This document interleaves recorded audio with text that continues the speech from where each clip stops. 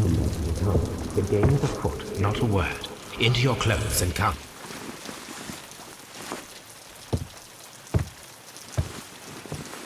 I'll wait for you in the sitting room. I've just received a note from Inspector Lestrade, a letter from the suburbs. He is in need of my presence. Whenever he has asked for my assistance, it has always turned out to be entirely justified. I fancy that every one of his cases has found its way into your collection. Yes, they all seem worthy of... However, I regret your fatal habit of looking at everything from the point of view of a story instead of a scientific exercise. Oh, Holmes, you... I beg your pardon, I digress. It would be much better to examine this letter than to try to convince you.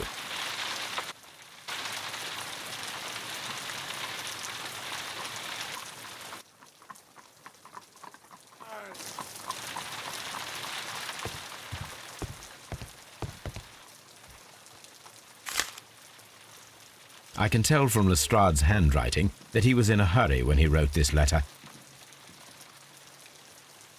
A wax seal with the monogram E.B.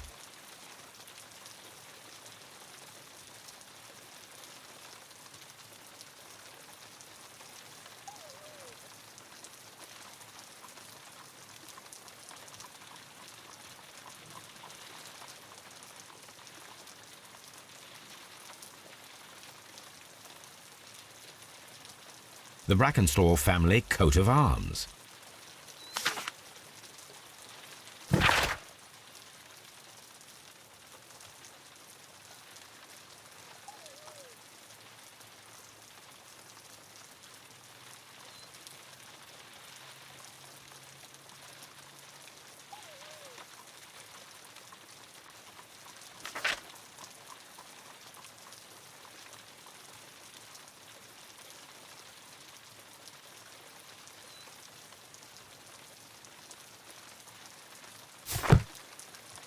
So, what is it, Holmes? Promising, as always, it appears to be a case of murder. So you believe that Sir Eustace is dead? I should say so. Lestrade wouldn't have sent for me for less. His writing shows considerable agitation, and he is not an emotional man. These people belong to high society. The quality of the writing paper, the E.B. monogram, their coat of arms. The crime was committed before midnight. Holmes, how can you possibly tell? Well, it is all thanks to Lestrade. He wrote his letter at 3:30 in the morning. Imagine the chain of events before that. The local police had to be called in. Scotland Yard was notified. Lestrade himself had to make haste there, and finally compose the letter he sent to me. All of that makes for a fair night's work. It makes sense. Lestrade also speaks of the woman he released.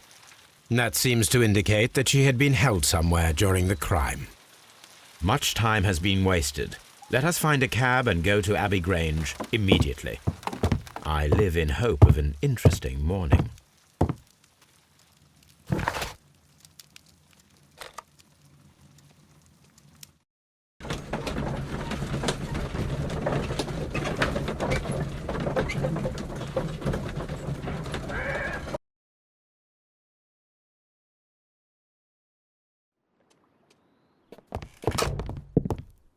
Ah, Mr. Holmes and Dr. Watson, here you are. I'm very glad that you have come, but perhaps I should not have troubled you after all. And why is that? Lady Brackenstall has come to her senses, and she has given so clear an account of the affair that there is not much left for us to do. You remember that Lewisham gang of burglars? What, the three Randalls? Exactly. The father and two sons. It's their work. They stole a silver service, which is of great value. Sir Eustace Brackenstall is dead, then? Yes. His head was knocked in with his own poker. A violent act of aggression. Yes, the poor lady. She has had a most dreadful experience. She was assaulted and tied to a chair. But I think that you would best see her and hear her account of the facts. She's in the morning room with her maid to raise her right. Where is the body of the deceased? In the dining room. We haven't touched anything. All right, I'm going to examine it. Very good, Watson.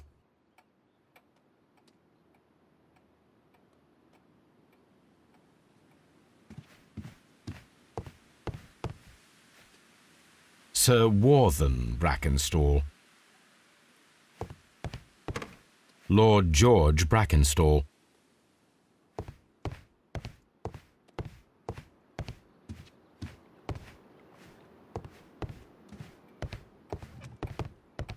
Lord Ramsay Brackenstall.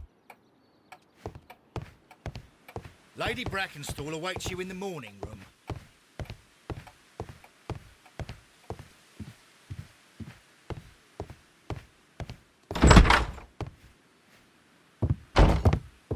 Ladies, allow me to introduce myself. My name is Sherlock Holmes.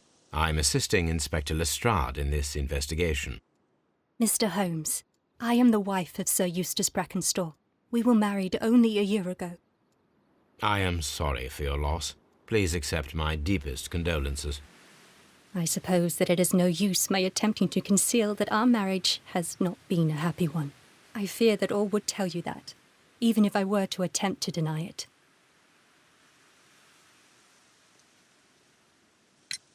Can you describe to me the events of yesterday evening? Is it really necessary? I have already told Inspector Lestrade all that happened. Yes, madam, it is. I will tell you then. Sir Eustace retired about 10:30. I sat in this room until after 11, absorbed in a book. Before I went upstairs, I entered the dining room to fetch a candle and... oh God. Please, go on. As I approached the French window, I found myself face to face with an elderly, broad-shouldered man who had just stepped into the room. Close behind the first man, I saw two others. One of them struck me a savage blow with his fist and felled me unconscious to the ground. And then? When I came to myself, I found that they had secured me tightly to a dining room chair. It was at that instant my unfortunate husband entered the room. He fought with the intruders? Yes, I think he had heard them, for he was holding his stick. But they were three, and he eventually succumbed. One of them, the elder one, struck him a terrible blow with the poker. I fainted once more. When I opened my eyes, they had withdrawn. Then my brave Teresa came to my assistance.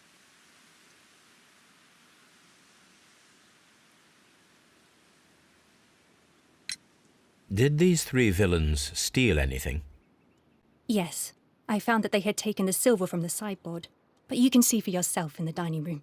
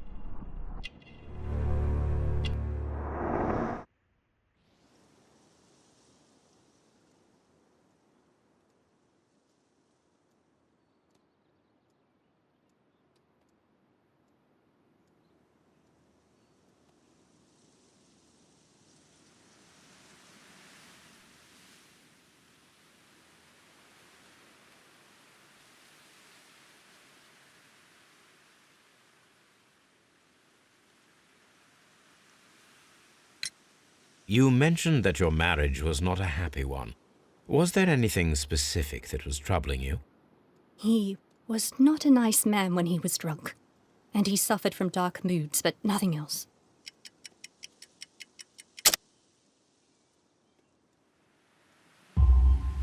The bruises on your hands are at least 1 week old. Your husband caused those bruises? Oh, do you? Yes, he did. He was very angry at the time. Out of control. Again. Sir Eustace was a drunkard. To be tied to such a man for life is worse than death. Your ladyship?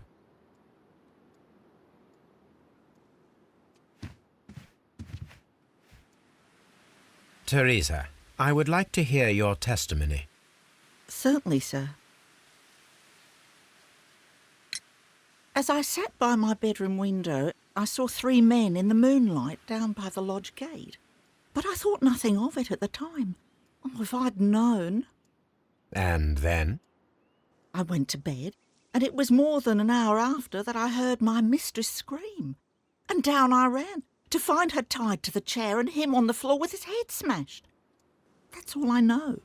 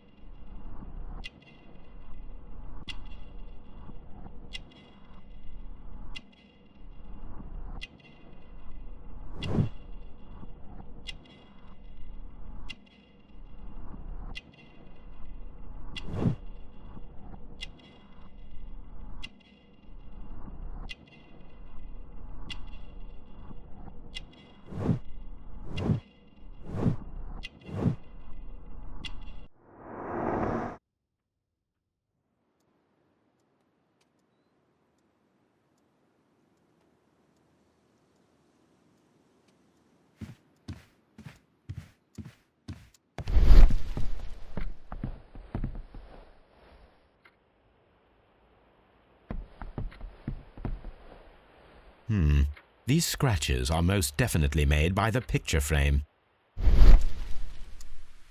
A trapper's hut.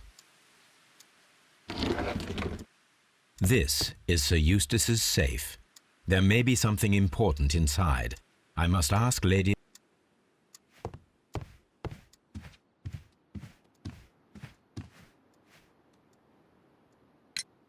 Lady Brackenstall, No, it is my husband's safe. I do not... we have to open it. Your ladyship? My mistress is very tired. Can't you allow her to her room?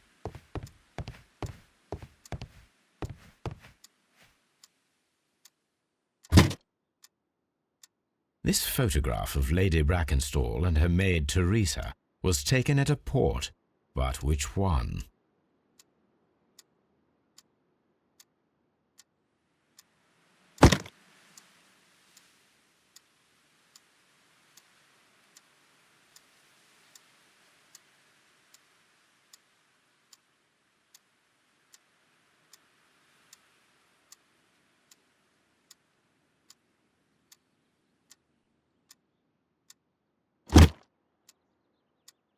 This photograph...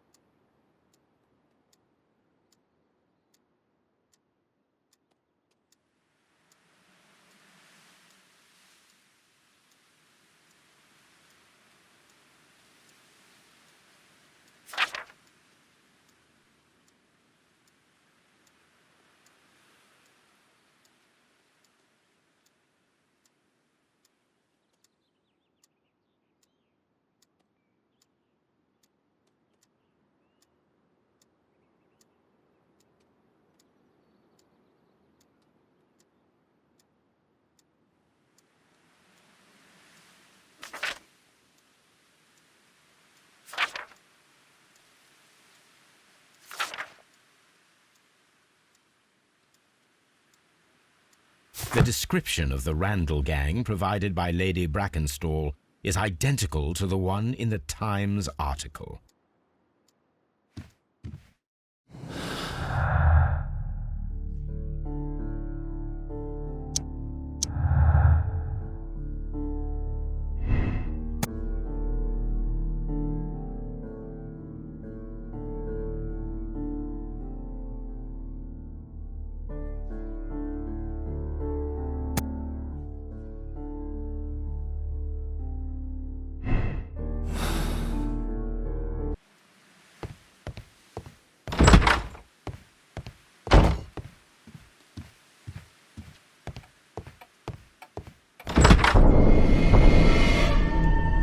You should examine the body of Sir Eustace Brackenstall.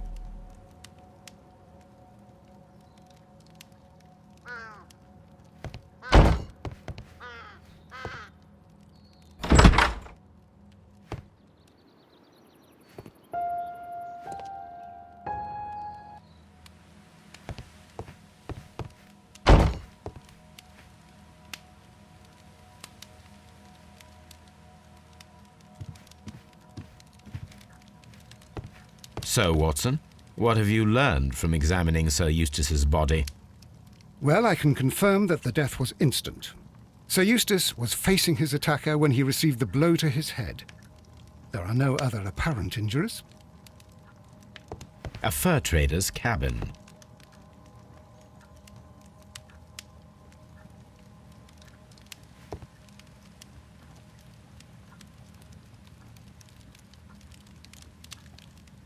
The head was cracked with the force of the blow. That must be the murder weapon.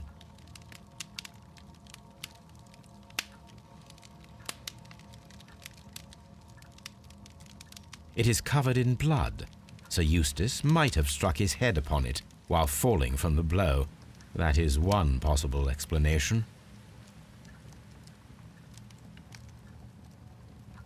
Barefoot.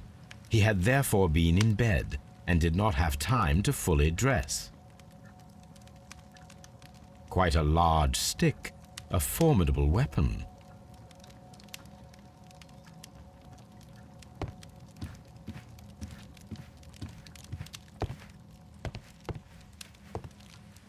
A fur trader's cabin.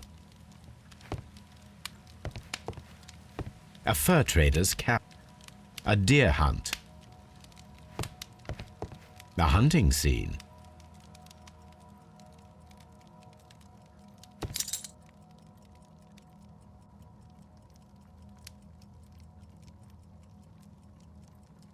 These wine bottles are expensive and mostly from France.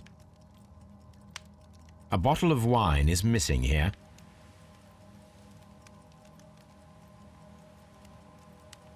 This candlestick is valuable. It is interesting that it was not also stolen. An empty silverware box. It appears that the intruders have stolen the contents. The criminals did not thoroughly ransack the house. They only took a little silverware.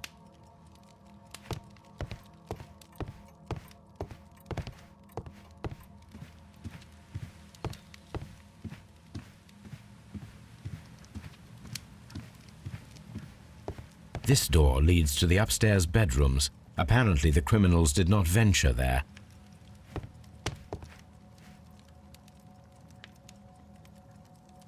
Sailor's knots. That's interesting. This rope was handled by the murderers.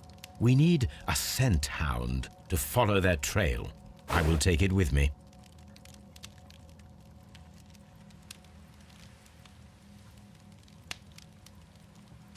This is the chair that Lady Brackenstall was tied to.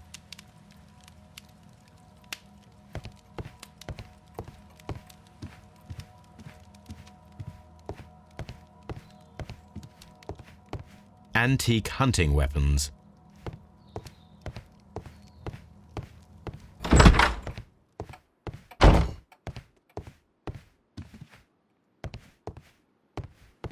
I've searched outside for footprints without any luck.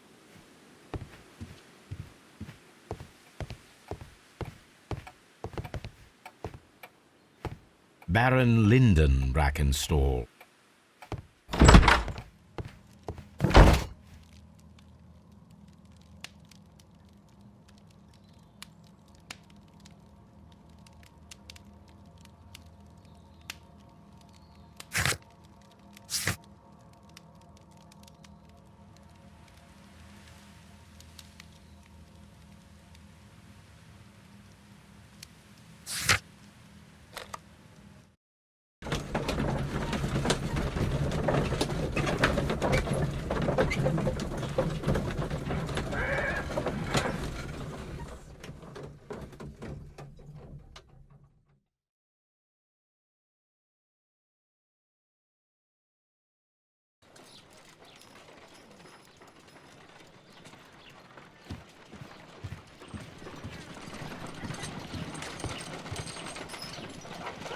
Let us see how the rope was cut. The fibers at the end of the rope are smoothly cut. Let us try to find out what tool was used to cut the rope.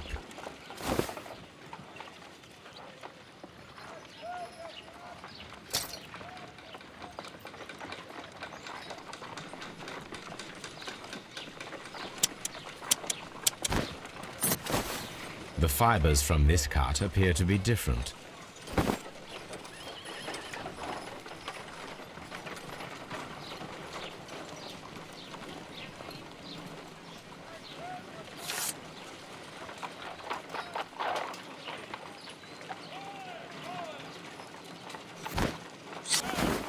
If I cut the rope with a knife, it matches the original.